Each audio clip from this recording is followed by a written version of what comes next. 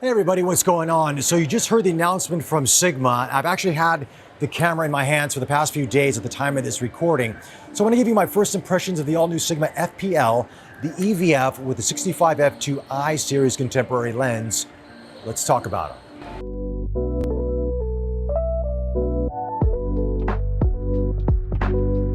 Now, before we get into things, I do want to thank Sigma Singapore for providing the camera, the EVF, and the lens. Having said that, we're not paid or sponsored by anyone. These are my thoughts and my thoughts only. Also, I have very limited information at the time of this recording, so if there's any mistakes that I have made in this video, I will correct them with a pinned comment to this video, so do take a look out for that, okay? So with that, let's talk about the FPL. In terms of the FP to the FPL, body design-wise, they look exactly the same. You're only gonna notice the difference between that black L under the FP logo from the FP and the FPL, that's it. But there are some minute differences that I think are a welcome addition. Case in point, this rear dial, the one I complained about in my original FP video, this has been tweaked a bit, has a little bit more click to it, a little bit more tension, so it's not so easily pressed or turned with your hand. So I appreciate that from Sigma.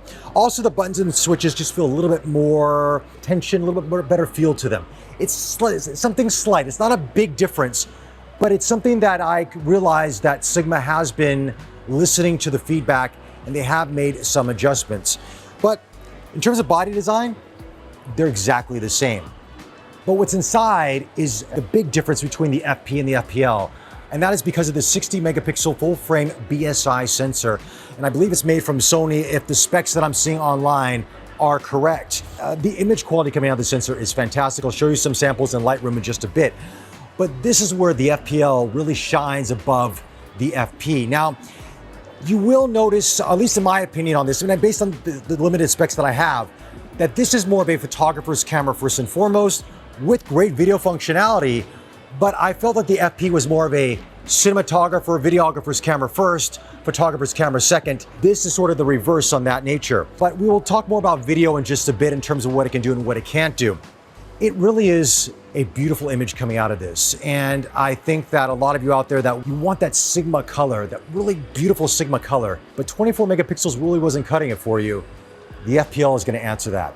Now, there are also some tweaks to the menu system, which we'll talk about in just a bit, but we got to talk about this piece right here. This is something a lot of people have been waiting for from Sigma, been asking Sigma for. Can you make an EVF for the FP? So Sigma has. This is a 3.69 million dot EVF, can tilt up and down. It has two different eye cup sizes to it. So you have a large eye cup size, which is the one I have on it now, and also a smaller eye cup size. Has a 0.83 magnification to it.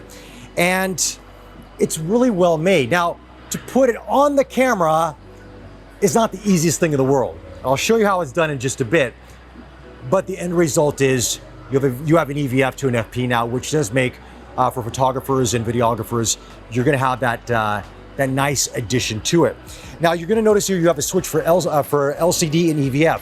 There is no automatic detection to, once you take your eye off the EVF as it goes to the display. No, it's one or the other. So you have to manually switch that. So do I wish it was automatic? Yes, I wish there was a sensor to this, but it is what it is. Also, the diopter is underneath the eye cup. So if you want to change the diopter, you're gonna have to remove the eye cup, change it, then put it back on.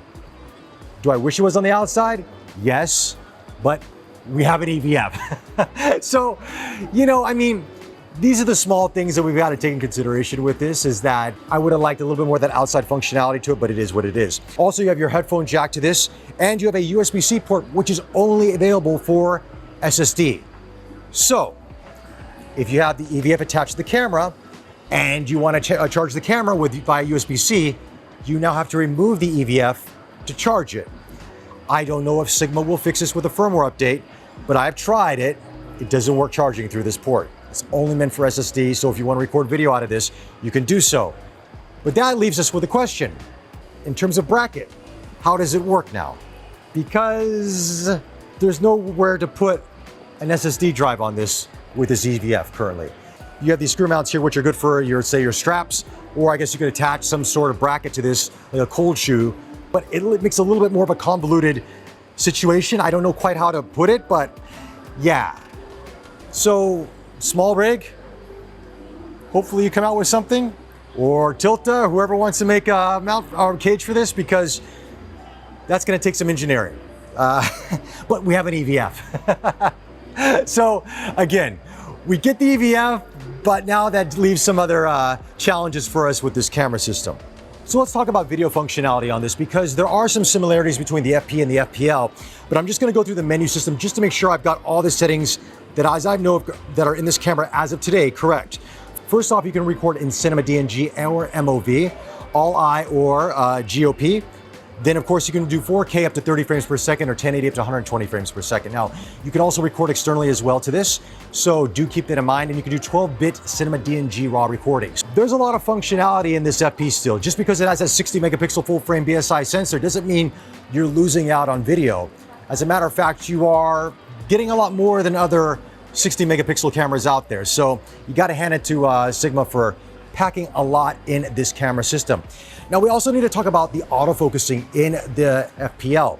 They are touting phase detect and contrast based, which is a first for the L-mount Alliance cameras out there. But from my day-to-day usage, again, this is pre-production firmware on this, the autofocusing is faster than the FP, but it's not there quite like Sony or Canon or Nikon, okay?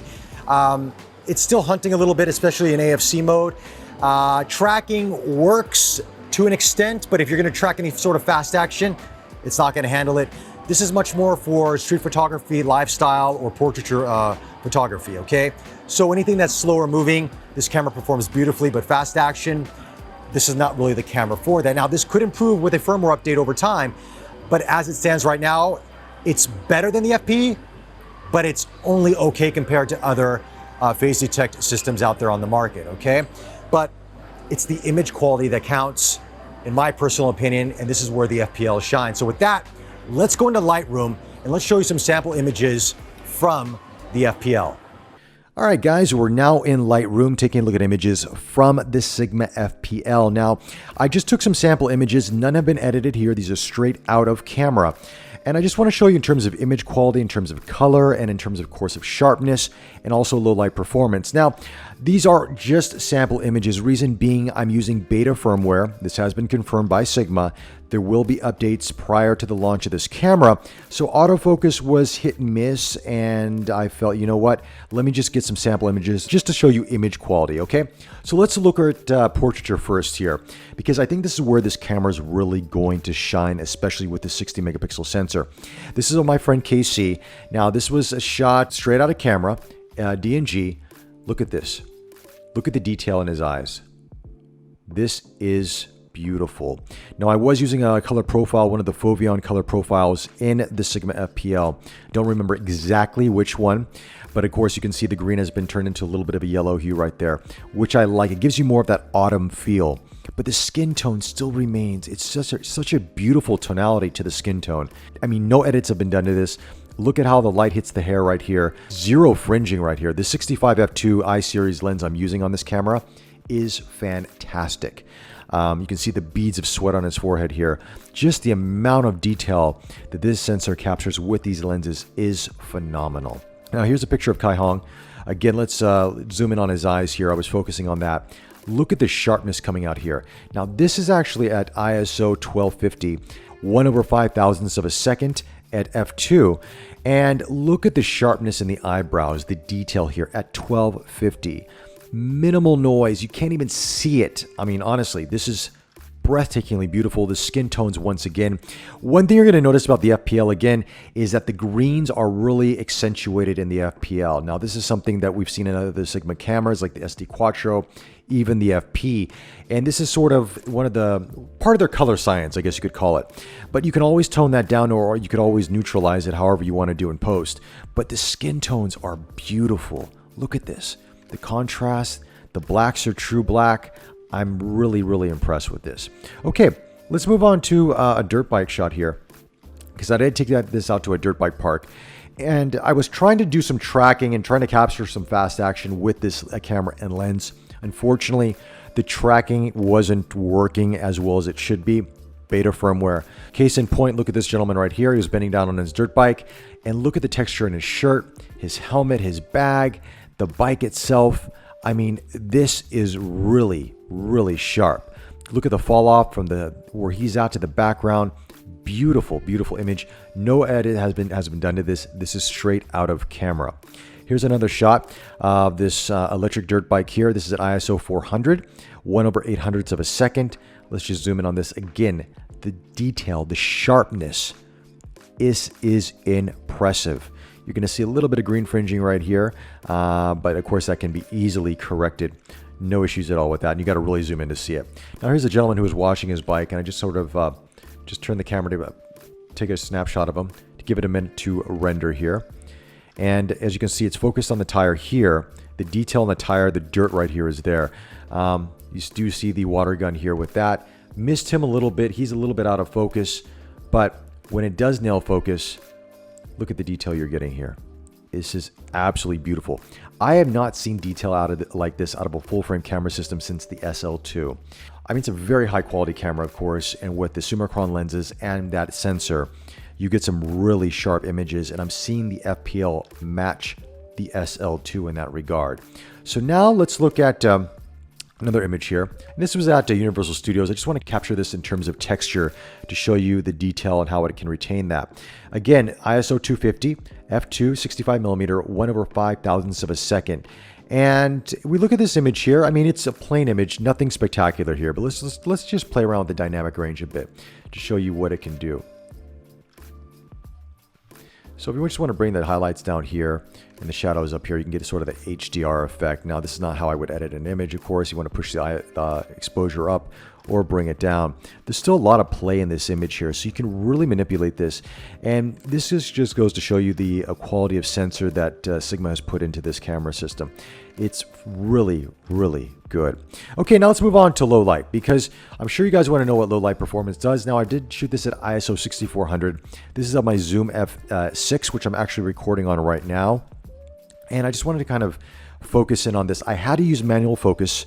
I was using the 8514 L-mount lens from Sigma, and of course the focus was not working on an autofocus, so I did have a manual focus for it. But just wanted to nail this right here. Of course, it's a very thin, shallow depth of field here at this point in time when you're 1.4. But at ISO 6400, we just want to look over here, look at the grain here. I mean, it's still relatively well controlled. Again, 60 megapixels on a full frame camera system. You are going to sacrifice a little bit in low light performance, but I do have to hand it to the FPL. It does a pretty good job, if I may say so, of holding the structure of the image together at 6400. I'm not seeing any banding here.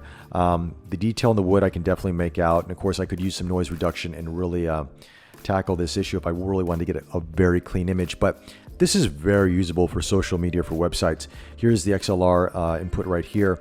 Still detail, a lot of sharpness there on the screws and on the word zoom here. So overall, very impressed with this. But I probably will compare this to the Sony A7R4 when there is production firmware on the FPL. So we can actually have a side-by-side to see how 60 megapixels performs on the Sony versus the FPL. But I have a feeling the Sigma might pull ahead when it comes to noise reduction. That's just my guess.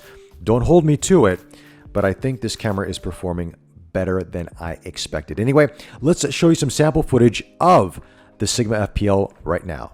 As you saw in Lightroom just now, the colors out of these images, the detail, it's beautiful.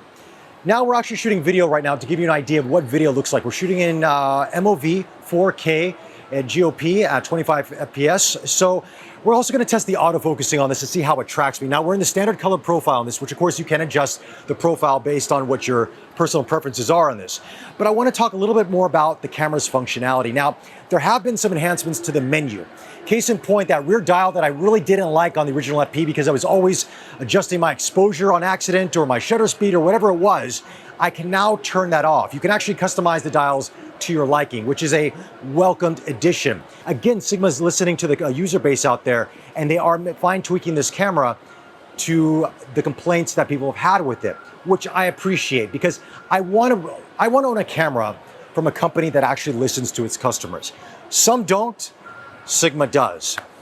Also, in terms of the EVF on this, now, I'm glad we have an EVF, as I said a few times already in this review, but how you put the EVF on the camera is not the easiest thing in the world. It's like a three-prong system, but you have to bend one of the rubber doors a certain way so the EVF fits on the camera. And if you don't have the rubber door bent a certain way, the EVF won't screw on. Now that's a little bit odd because you can't remove that rubber door. At least I don't know how to do it, and I don't want to tear it off because it's not my camera. But you can remove the HDMI door. So why can't you remove the other doors? I don't know.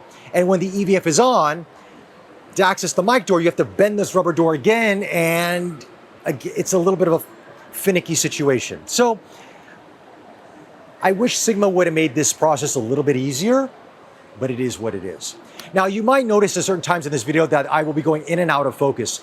This could be in part due to the lens as well, because we're using the 65 f2 lens, which is not really a lens for video, mind you.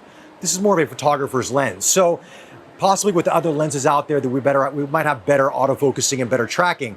But I'm just gonna walk around a little bit so you can see how it does track and how it follows me, or if I go out of focus.